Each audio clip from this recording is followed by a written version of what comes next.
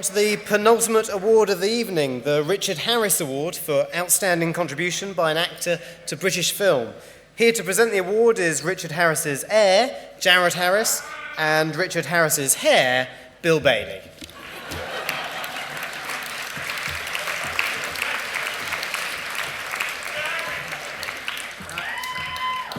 Does bear a striking resemblance to his hair, that's true. It's a nice one. My name's Jared, I'm Richard's son, and I'm here with Bill to present the award. But before I do, I want to talk about Westerns. My father loved Westerns.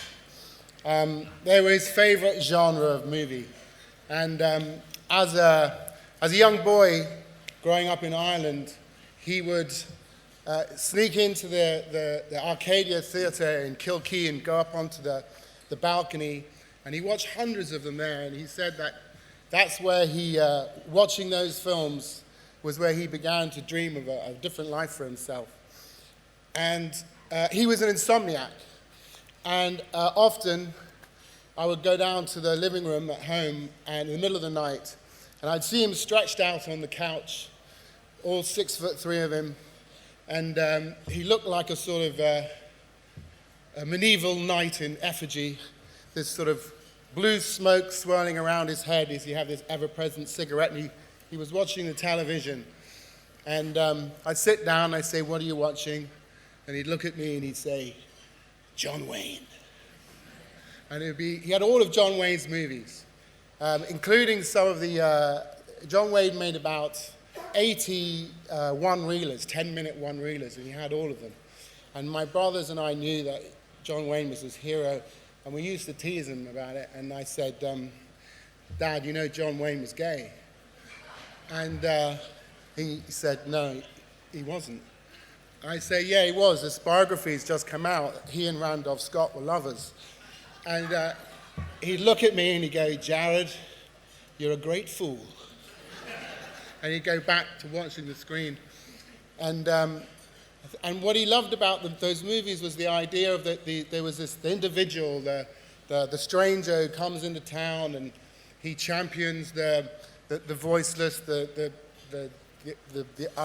dispossessed, and the wronged, and that he. Oh, I've lost my place.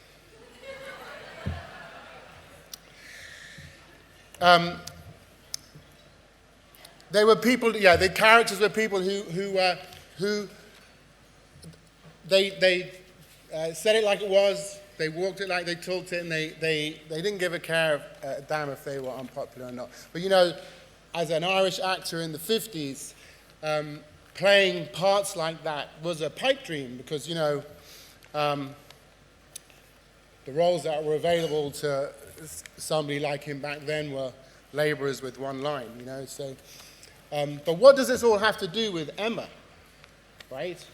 Well, I'll tell you what I think it has to do with Emma.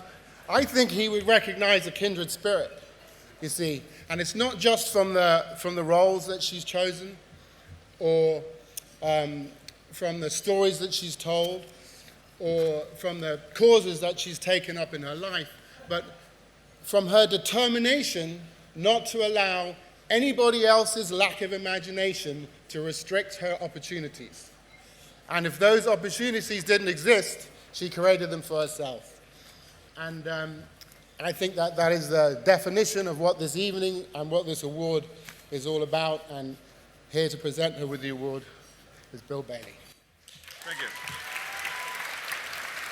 Thank you very much, Jared. Hello, it's a great honor and a privilege to be here in this converted fish market to present something to someone. It's an extraordinary building. I've been lurking around backstage, and there's a door backstage that says this door must be kept locked shut at all times. And I thought maybe a wall would do the trick there. So, hashtag just saying. So, well, what to say about this person. I thought I might remind us of a few things that people have written about her over the years. One of the greatest British actresses of her generation, known for her playing reticent women in period dramas, haughty and or matronly characters with a sense of irony. Now, I don't know whether that means she plays the characters who have got a sense of irony or whether she played them with a sense of irony. Wikipedia is a bit vague about that. But The Observer says she has impeccable comic timing and a bracing demeanour. And they also said she has an attractive, low and supernaturally calm voice.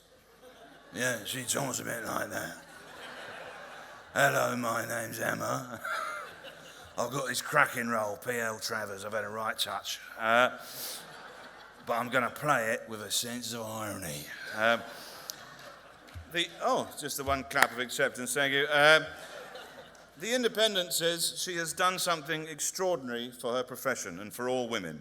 And following on from that, from her humanitarian works, this has garnered a lot of praise from the international community. And I have here a quote from the UN Secretary General himself, Ban Ki-moon, who says, "She is like totally the best person ever, ever." I'm paraphrasing a little bit, obviously. But one thing you won't know about her, that she changed my life. Oh, yes. We met on the set of the film Nanny McPhee and the Big Bang. She had been kind enough to employ me in the film as an eccentric West Country farmer. A role for which required total method immersion and intense dialogue coaching. I left my family, changed my name to Shep Barleycorn, and went undercover. I spent 3 months as a working shire horse in Gloucestershire. I went on an intensive ploughing course with the Wurzels, spent many months living rough in a hay barn near Tiverton, to summon up that sense of wartime hardship, rural dislocation. The role was a triumph. The Hollywood Examiner wrote, "His knowledge of horses is exemplary." Variety praised my impeccable accent, and the North Devon Journal said, "He perfectly captures the wartime sense of rural hardship and dislocation." So, thank you, Emma, for that. I now never again have to buy a pint of cider west of Membry Services. So,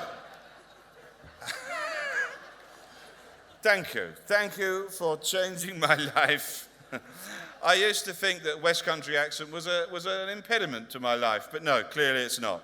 It's one of those great accents. Hello there, all right? It's not the coolest accent, is it?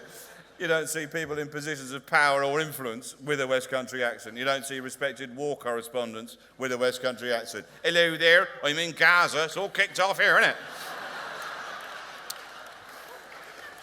Bloody hell, there's a bloke with a Kalashnikov. Put that down, mate, you'll have somebody's eye out. What is he like? No, you don't hear it.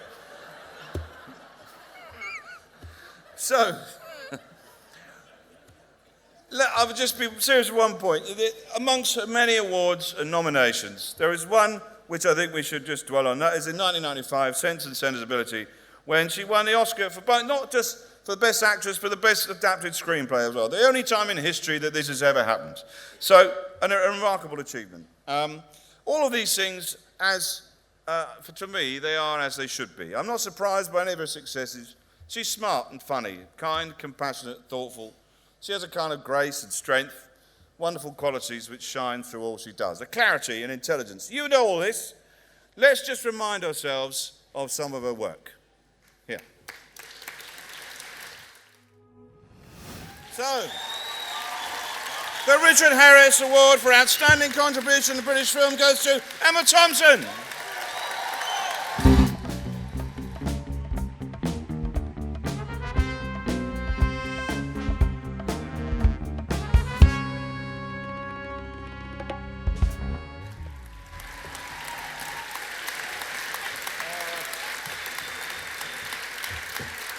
Thank you. Oh, shush, no, stop. Well, I don't know what to say. That was very well put together, that was. Well, let's get drunk at the end. I don't know where that comes from. My body's a temple. I'm a bit bewildered, I must say, because I don't really know who to thank. I would like to thank this amazing orchestra for stunning and sort of inexplicably brilliant rendering of the theme tune to The Professionals, which is one of my favourite shows, I have to say. But you are brilliant. Anyway, now I don't know who to thank because it's non-specific, you know. I mean, I could thank everyone I've ever worked with in my entire life, which would prove tedious and, well, pointless in many cases since so many of them are dead. But I do remember, and I would like to tell Jared this story, that I met Richard Harris once at a very unlikely dinner given by Russell Crowe at the Dorchester Hotel shortly before its owner turned his country over to Sharia law. I can't help thinking the two things are slightly connected in some way. And I met Richard, and we sat and talked and found that we shared a great lifelong commitment and devotion to alcohol in all its forms, and I felt a real kinship there. And he said, you know, aren't we lucky to do what we do? And I said, yes, we are. We're so lucky. And I am. I mean, some of those films have been independent, but I have to confess to you now that I have been with studios. I haven't enjoyed it. I've tried very hard not to get sucked in. I've demanded smaller trailers that I have asked people to shake violently, unexpectedly, just when I was trying to take a nap, and made to smell of indefinable human releases. I've performed insignificant tasks for the comely young personal assistants that have been assigned to cater to my every wish. Much against my will, obviously. I hate having things done for me on a daily basis. I have also, and this is very hard to say, I have taken small roles in large studio films that could be described as formulaic and possibly even glib for money. And now I come to think of it that I have done many things for money, and I am sorry. The inspiration for this angle, the angle that I'm taking with you now, came from a very great friend. I mean, he really was a very great friend. I'm not just saying that. Obviously, nothing I say can be trusted at this moment in time. Mr. Mike Nichols, who I rang earlier on this year and said, I've been given this award, apparently, for, I think, being still alive. And he said, oh, well, that's nice. And I said, well, I don't know what to say. I don't know who to thank. And he said, well, why don't you apologise? Why don't you apologise for all the shit you've done and promise to do better? That's always worked for me. So I said, OK, I'll try that. So I do apologise. I feel very happy to have got all of this off my chest. And I'd like to congratulate you all for being nobler in every way than I have or ever will be.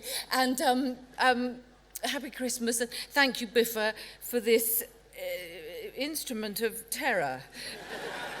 And happy Christmas! Thank you so much.